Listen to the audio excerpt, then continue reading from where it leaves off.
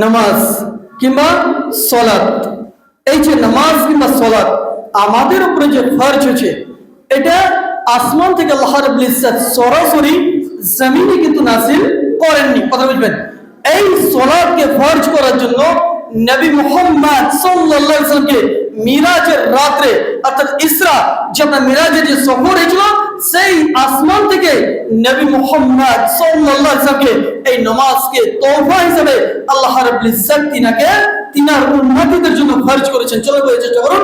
যখন নবী মুহাম্মদ সাল্লাল্লাহু আলাইহি ওয়াসাল্লাম নিজ কামরাতে ঘুমিয়েছিলেন, তখন আসমান মানে আপনার হয়তো সে সময় যে ছিল সেটাকে ছিদ্র করে জিবরাইল আলাইহিস সালাম তিনার কাছে এলেন। আসার পরে তিনার আপনার যে বুক রয়েছে এই বুকটাকে ছিদ্র করলেন। সেই বুখারী হাদিস 349 নম্বর হাদিসে বলে চেষ্টা করুন। যখন নবী মুহাম্মদ সাল্লাল্লাহু আলাইহি ওয়াসাল্লামের হৃদয়টাকে তারপরে বের করা হলো, বের করার পরে হিকমা এবং রহমত দিয়ে নবী মুহাম্মদ সাল্লাল্লাহু আলাইহি ওয়াসাল্লামের যে আপনার যে হৃদয় রয়েছে সেটাকে সাফ সুতরা করে আবার ভরে দেওয়া হলো। তারপরে নবী মুহাম্মদ সাল্লাল্লাহু আলাইহি ওয়াসাল্লামকে আপনার ইসরা আপনার মেরাজের সফর করা হলো, অর্থাৎ আসমান নিয়ে চলো। এক এক করে 7 আসমানের যখন সফর হলো, যখন নবী মুহাম্মদ সাল্লাল্লাহু আলাইহি ওয়াসাল্লাম আল্লাহ রাব্বুল ইজ্জতের সঙ্গে সাক্ষাৎ করেন, অর্থাৎ একটি আড়ের মাধ্যমে মানে একটি পর্দার মাধ্যমে আল্লাহ রাব্বুল ইজ্জতের সঙ্গে সরাসরি কথা হয়েছে। কার সঙ্গে? আল্লাহ রাব্বুল ইজ্জতের সঙ্গে এবং নবী মুহাম্মদ সাল্লাল্লাহু আলাইহি ওয়াসাল্লামের সঙ্গে সরাসরি কথা হয়েছে। তারপরে নবী মুহাম্মদ সাল্লাল্লাহু আলাইহি ওয়াসাল্লাম যখন ফিরে আসছেন, আসার পরে আপনার 6 নম্বর আসমানে 6ম নম্বর আসমানে একজন নবী মুসা আলাইহিস সালামের সঙ্গে সাক্ষাৎ করে। মুসা আলাইহিস সালাম জিজ্ঞাসা করেন, আল্লাহ রাসূল, আপনার উপরে আপনার উম্মতিদের উপরে আল্লাহ রাব্বুল ইজ্জত কি এমন তোহফা দিলেন? তখন নবী মুহাম্মদ সাল্লাল্লাহু আলাইহি ওয়াসাল্লাম বলেন যে আমার উম্মতিদের জন্য আল্লাহ রাব্বুল ইজ্জত দিনে রাতে 50 ওয়াক্ত নামাজকে ফরজ করলেন। কত ওয়াক্ত? 50 ওয়াক্ত। মনে রাখবেন। আর এই হাদিসটা আপনারা অনেক ক্ষেত্রে অনেক ওলামায়ে কেরামদের মাঝে শুনেছেন। তারপর যখনই সালাতের গুরুত্ব, নামাজের গুরুত্ব হবে, তখন এই হাদিসটা অনেক ওলামায়ে কেরাম নিয়ে আসেন। চলো বুঝতে চেষ্টা করুন।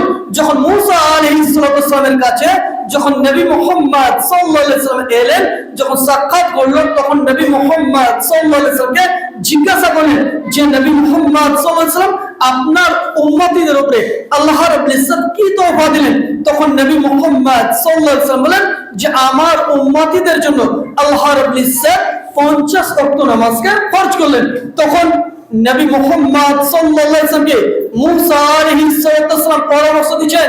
তখন বললেন ফাইরজি ইলা রাব্বিক, এ মুহাম্মদ সাল্লাল্লাহু আলাইহি ওয়াসাল্লাম আপনি আপনার রবের কাছে যান, আপনি আপনার রবকে বলুন এতগুলো নামাজ আপনার উম্মতি পড়তে পারবে না। 50 ওয়াক্ত, দেখেন আজকে কত 5 ওয়াক্ত সালাত আছে, কিন্তু 50 ওয়াক্ত নামাজ ফরজ হয়েছে আসমানে।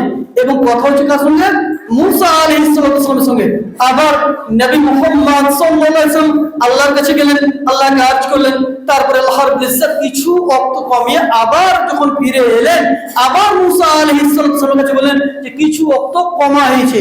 তখন আবার মুসা আলাইহিস সালাম বললেন ফাইরজি ইলা রাব্বিক, আপনি আপনার রবের কাছে যান, তার কারণে এতগুলো নামাজ আপনার উম্মতি পড়তে পারবে না। তারপরে যখন এইভাবে সফর হতে থাকে, আসা যাওয়া হতে থাকে, যখন 5 ওয়াক্ত নামাজ ফরজ হলো, তখন মুসা আলাইহিস সালাম আবার বলছেন যে আপনি আপনার রবের কাছে যান। তো মুহাম্মদ সাল্লাল্লাহু আলাইহি ওয়াসাল্লাম বলেন আমি আমার রবের কাছে যেতে লজ্জা বোধ করছি, আর আমি আমার রবের কাছে যেতে পারি না। এখানে কয়েকটি পয়েন্ট বুঝুন, কিন্তু হ্যাঁ এটাও জেনে রাখুন আল্লাহ রাব্বুল ইজ্জত কিন্তু এই কথা আমাদের সামনে রেখে দিলেন, যদি কোনো ব্যক্তি দিনে রাতে 5 ওয়াক্ত সালাত কায়েম করে তার সওয়াব হবে 50 ওয়াক্তের সমান। মানে আপনি 5 ওয়াক্ত সালাত কায়েম করছেন, মানে 50 ওয়াক্তের যে সওয়াব আল্লাহ রাব্বুল ইজ্জত নির্ধারিত করেছেন, সেই 50 ওয়াক্তের নামাজের যে সওয়াব, যে নেকি আমার আপনার আমল নামাতে আল্লাহ রাব্বুল ইজ্জত লিখে দিবেন। শুকরিয়া।